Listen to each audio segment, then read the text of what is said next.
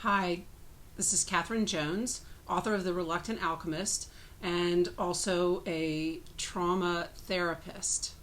And today I'm coming to you to talk about 5 things that you can do to increase mindfulness in stressful or uncertain times. The first thing that you can do is to become aware of what makes you anxious and stressed. Pay attention throughout your day to how you're feeling. How are you feeling in your body? Do you have tightness in your chest? Is your heart racing? Do you feel angry? Do you feel calm? Do you feel happy? Pay attention during the day and start to see patterns, if you can, of when do I feel best during the day? When do I feel worst during the day, right? These stressful and uncertain times give us a unique opportunity, actually, to really see when we're anxious, right? And then potentially to do something about it, right? So for example, if you are someone who watches the news and becomes anxious watching the news, then I want you to pay attention to that. I want you to notice, how do I feel emotionally in my body, physically? How do I feel before I watch the news or read news on my phone, on social media, or I read the newspaper? And then how do I feel afterwards, right?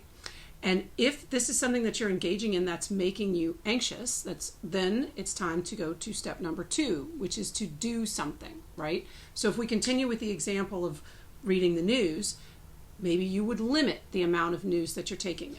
Taking in. Let's remember, 30 years ago, the news was not on 24/7, 365, right? There were newspapers, and you got it once a day, and maybe on the radio or the TV, you watched the news at night. It was not this constant drip. It wasn't news as entertainment. People weren't trying to make the kind of money off of it that they are now. Remember that when you're taking in the news, right? Remember that.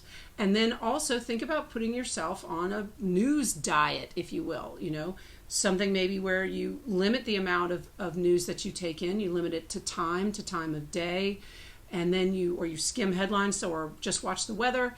But do something. See if that makes a difference in your anxiety level, because my guess is that it will, okay?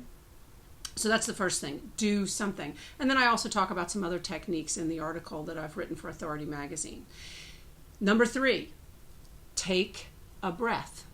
So when you find yourself being anxious during the day, sit down and take a breath. And this is something that you can do anytime. Literally anytime. You can do this when you're sitting at your desk, whether that's at work or at home. You can do that when you first wake up in the morning. In fact, I highly recommend that. But take a breath. And the most important thing here is to close your mouth and breathe through your nose.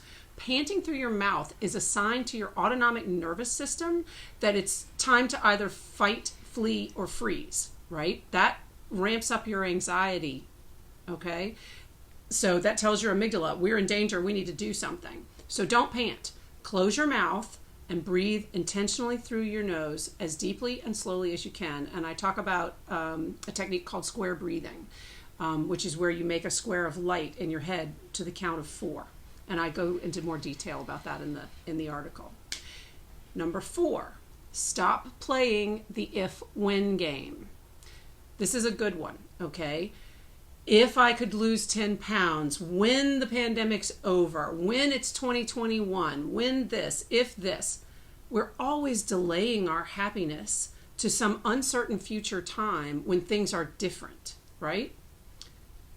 What good does that do? Because we can't predict, it's unpredictable times. And if we were ever under the delusion that we don't live in uncertain times all the time, that has been stripped away from us now, right? So try to find every day something that's good, right? Something to be happy about.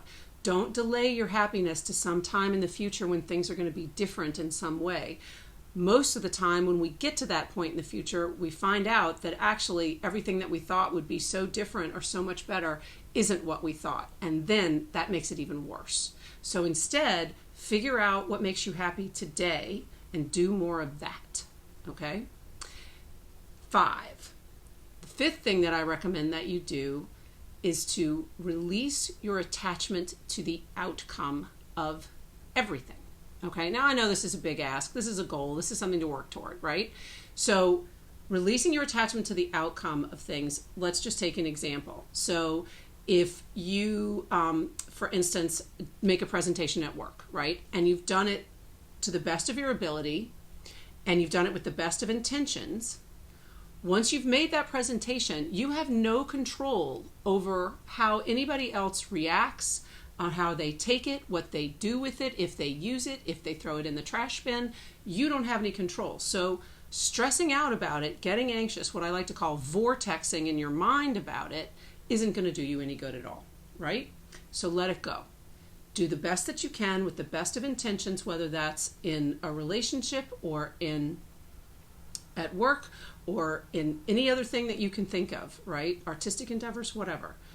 Do the best that you can with the best of intentions, and then release your attachment to the outcome. The main thing to remember here is that we don't control anybody else. We only control ourselves. We only have the ability to control our thoughts, our feelings, and our emotions. And we actually can. That's the really good news. If we become aware of our triggers and we start to change the way that we think and react, and we take a breath and a step back, right, when we're stressed, and we don't delay our happiness, and we release the attachment to the outcome, we can change how we think and how we feel. We actually have control over that. One of my favorite quotes is, crazy people can only drive you crazy if you give them the keys. Keep the keys. Okay? That's my advice to you. I hope that's been helpful. Everything I go into more detail in the article in Authority magazine, and I hope you enjoy that. Please reach out to me on leeladas.com or exuberancenola.com if you feel so moved. Take care. Bye.